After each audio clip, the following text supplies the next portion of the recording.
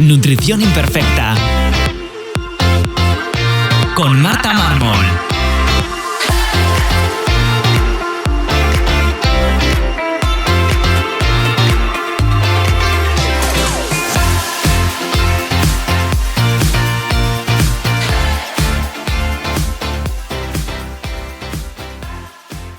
Bienvenidos a Nutrición Imperfecta, el podcast de Marta Mármol.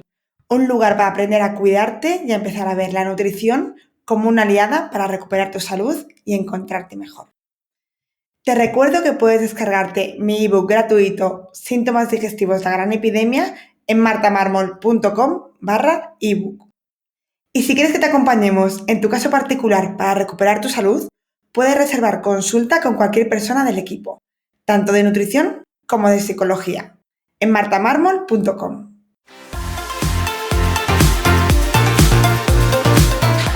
Y te recuerdo que si quieres suplementar tu salud con proteínas de calidad o suplementos, tienes mi código de descuento MartaMármol en mayúsculas en la web de Paleobull.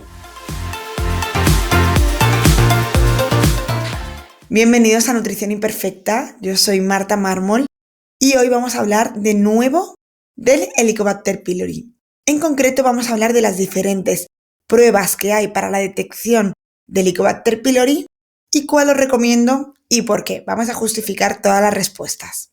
Lo primero es que ya he hecho varios vídeos, varios podcasts sobre el Helicobacter pylori. De hecho, me los he apuntado, los dejaré en las notas del programa, pero os los voy a comentar. Y es que son el episodio 48, es decir, hace mucho. Ya os hablaba de qué es el Helicobacter pylori. El 102, en el que os hablo de los diferentes tratamientos, cómo abordarlo antes y después. Y en el 124, en el que os hablo de los errores más comunes al tratar el Helicobacter pylori.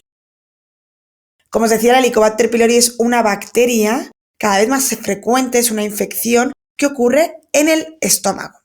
Para entender esto tenemos que entender que el Helicobacter pylori es una bacteria que pertenece a nuestra microbiota de forma comensal, es decir, podemos tenerla, puede estar en nuestra microbiota sin ser patógena, perfectamente en equilibrio con el resto de microorganismos que tenemos en el intestino. En cambio, cuando se dan las condiciones adecuadas y sobrecrece en el estómago, es cuando puede producir una infección que, además de muchas molestias, ya que produce muchos síntomas como acidez, reflujo, dolor en la boca del estómago, incluso puede ser el causante de úlceras, ya que va perforando la mucosa estomacal y va generando úlceras, daño, irritación. También está relacionado con el paso del tiempo, evidentemente, con la formación de cánceres en el estómago. Esto siempre a larga evolución, que no asuste a nadie, porque muchas veces llegan pacientes a consulta asustados, porque por tener la infección van a tener cáncer de estómago. No es así, ¿vale? Simplemente que tenemos que atenderlo, ya que en algunos casos puede evolucionar. Es verdad que a día de hoy, 2025, nos falta mucho por saber a nivel de microbiota y a nivel también de Helicobacter pylori, que más o menos es lo mismo. Porque hay diferentes tipos de cepas, no todos los Helicobacter pylori actúan igual, no todos evolucionan de la misma manera, ni tienen la misma forma de patogenidad, ¿vale? O sea, no van a generar las mismas molestias, ni sintomatología, ni evolución las diferentes especies. Pero como a día de hoy no sabemos tanto, tenemos que abordarlo y tratar todos estos Helicobacter pylori que estén en el estómago. Es verdad que la forma de tratarlo y de abordarlo va a ser distinto, de esto os hablo en los otros episodios, y hoy nos vamos a centrar en ver cuáles son las pruebas para detectar que hay Helicobacter pylori, incluso vamos a introducir cuándo sospechar de ello, ¿vale? Como os decía, el Helicobacter pylori cada vez es más frecuente.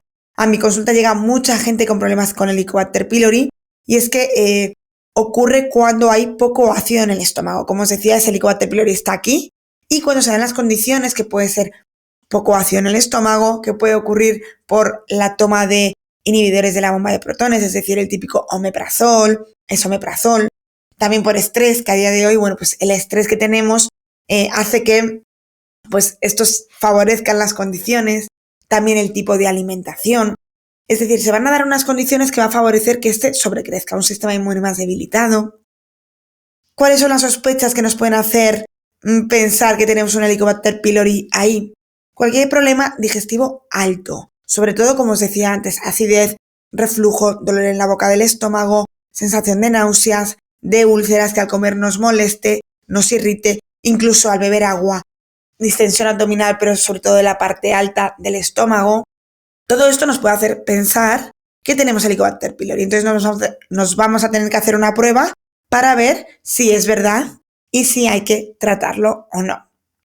Hay diferentes pruebas y en realidad no todas son fiables. Y eso es a lo que yo venía aquí hoy. Este episodio va dedicado a que sepamos cuál es la fiable y cuál no.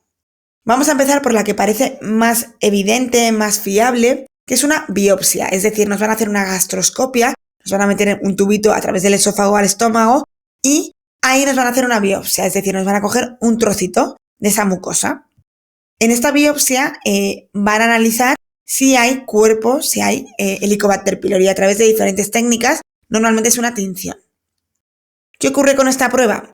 Que es fiable si nos da positivo, es decir, si encontramos Helicobacter pylori en esa muestra, evidentemente lo hay, pero en cambio, si no la encontramos, puede ser un falso negativo. Y esto puede ser porque a lo mejor el lugar donde se ha tomado la biopsia no ha sido el correcto o en ese lugar no había Helicobacter pylori, ya que no se distribuye de la misma manera en todas las partes del estómago. Pero es una prueba invasiva y si no nos tienen que hacer una gastroscopia, no nos la van a hacer solo por la toma de muestra para el Helicobacter pylori. Es decir, podemos aprovechar que nos vayan a hacer una gastroscopia para que nos miren esto. Otra de las desventajas que tiene, aparte de ser una prueba invasiva, que ya lo es que no nos va a dar un valor. Es decir, nos van a decir positivo, negativo. En cambio, no nos va a dar un valor, como vamos a ver, que sí que nos lo dan en la prueba de aire expirado. ¿Para qué nos sirve un valor? Bueno, pues para ver la evolución del tratamiento. Porque a veces el tratamiento no es de nuevo positivo o negativo, sino que a lo mejor ha ido mejorando, ese tratamiento ha sido efectivo, pero aún nos queda trabajar en él. Y esta prueba no nos va a dar ese seguimiento o esa posibilidad de hacer seguimiento en el tratamiento. La siguiente prueba de la que vamos a hablar es la prueba de la ureasa. Es una prueba no invasiva en la que nos van a dar un sustrato, que es un sustrato de urea. El Helicobacter pylori tiene una enzima, es decir, como una tijera, pensad en una tijera que va a cortar, que es la ureasa. La ureasa se va a encargar de cortar la urea en dos, en CO2 y en amoníaco. Lo que vamos a hacer es, antes de tomar la muestra, soplar, es decir, tener unos niveles de CO2 basales y luego nos van a dar esta muestra de urea que está marcada, es decir, que tiene un carbono de un tipo en concreto, un carbono 13, un carbono 14, bueno, un carbono que está marcado. Lo que vamos a hacer al tomar la urea es volver a soplar. Si tenemos Helicobacter pylori en el estómago, su actividad de la ureasa, es decir, su enzima, su tijera, va a cortar esta urea que nos hemos tomado en CO2 y amoníaco y nosotros vamos a soplar. Si la cantidad que detectamos de ese CO2 con ese carbono marcado, que hemos tomado de la muestra, vamos a detectar cuánta cantidad de CO2 estamos liberando. Y de esta manera, respecto a la basal, vamos a calcular si hay Helicobacter pylori o no. Es decir, si hay actividad de la ureasa o no. Como veis, es una prueba que no es invasiva, es una prueba sencilla tanto en tiempo como en todo, no es una prueba que genere molestias y encima nos va a dar un valor. Este valor, como os decía, imagínate que nos sale un valor de 19, ¿vale? Por encima de 2,5 se considera positivo, por cierto. Entonces, imagínate que me ha dado un valor de 19 y yo hago un tratamiento y repito la prueba al tiempo y me da un valor de 7.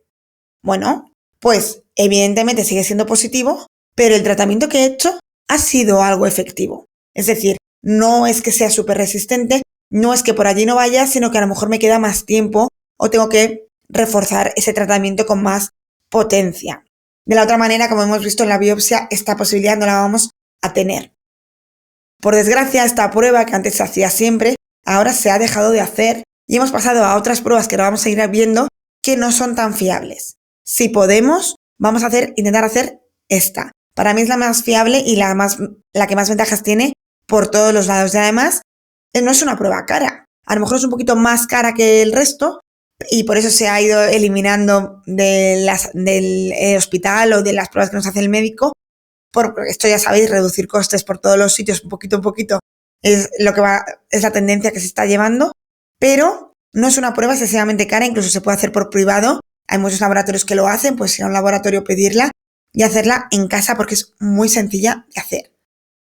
La siguiente prueba de la que vamos a hablar es la más común a día de hoy, que es la que veo que se hace tanto en hospitales como en mutuas, como en todo, que es la prueba de antígenos en heces. Es decir, nos van a mirar los antígenos de Helicobacter pylori en las heces. ¿Cuál es el problema?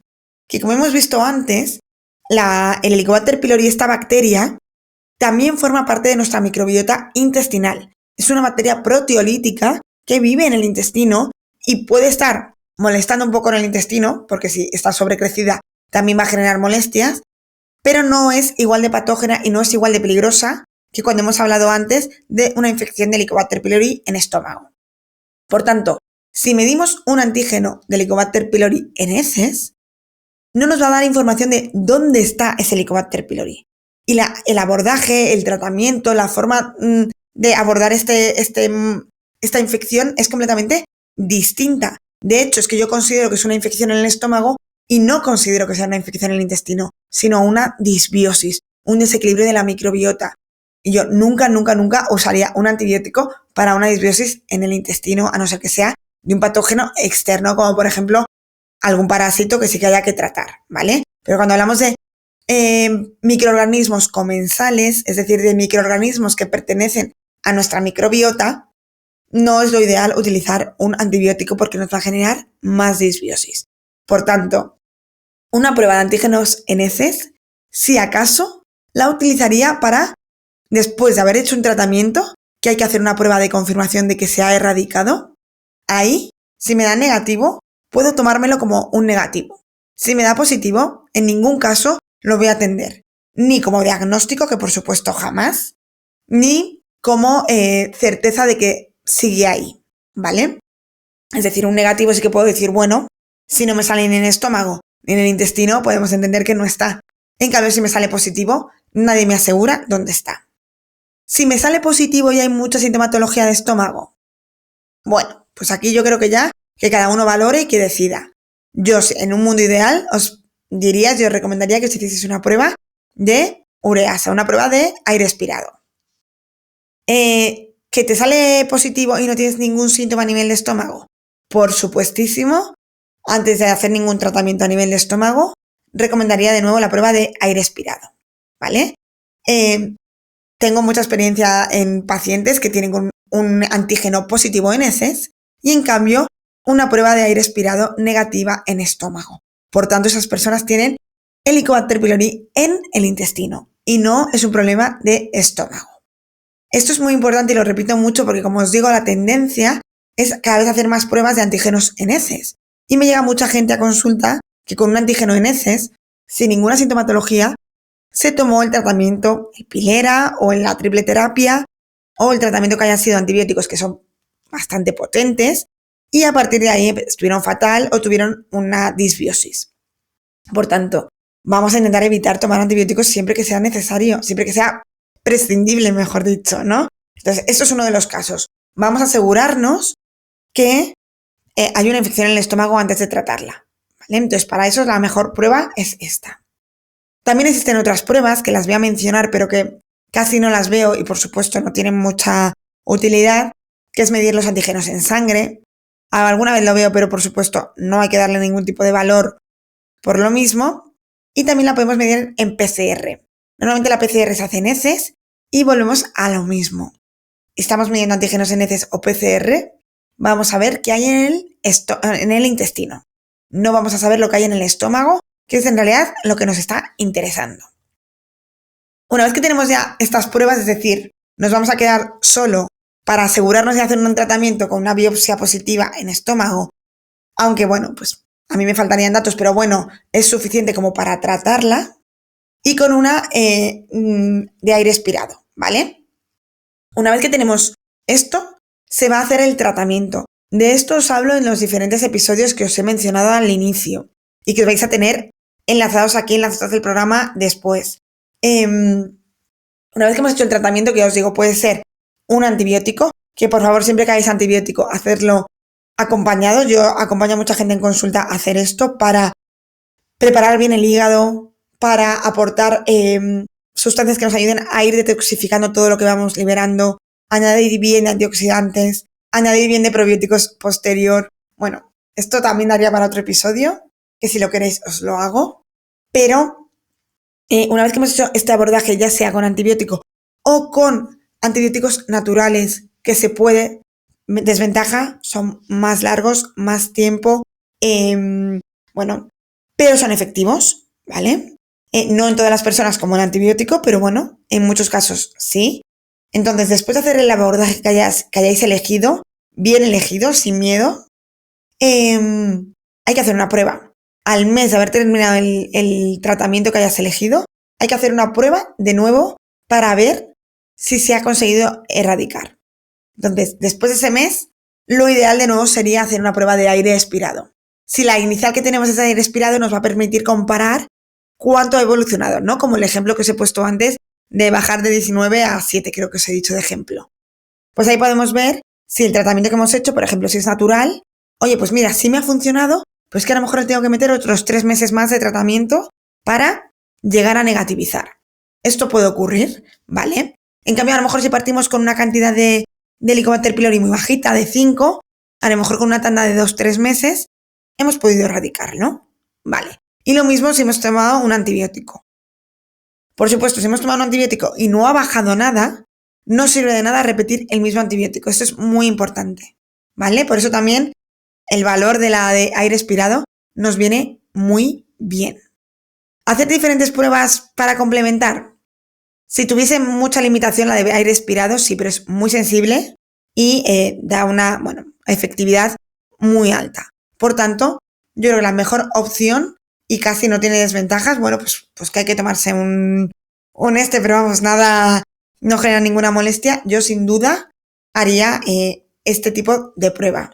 Y sobre todo lo que quiero que quede muy claro es que con un antígeno en heces no os vayáis a hacer un tratamiento tan potente y tan duro, porque muchas veces, sé que lo hacéis sin querer porque no tenéis por qué saberlo. Yo para esto creo estos episodios a ver si llego a tiempo de que haya alguien que lea esto o vea esto antes de someterse a una prueba sin tener una prueba de alto valor, de alta sensibilidad, de especificidad, que nos diga que tenemos un Helicobacter pylori ahí. Y yo tengo mucha esperanza en que esto va a evolucionar, en que esto va a cambiar y que dentro de unos años pues tendremos mucha más información, sabremos cuándo tratar un Helicobacter pylori, cuáles son más sensibles dependiendo de la especie que tengamos a un antibiótico, a otro, a un tratamiento, a otro. Así que, mientras tanto no nos queda más que poder jugar con las cartas que tenemos a día de hoy. Espero que os haya sido útil y que si creéis que esto le puede resultar interesante a alguien, se lo mandéis, le deis a me gusta, comentéis en aquella plataforma donde estéis viendo esto y nos escuchamos en el siguiente episodio aquí, en Nutrición Imperfecta.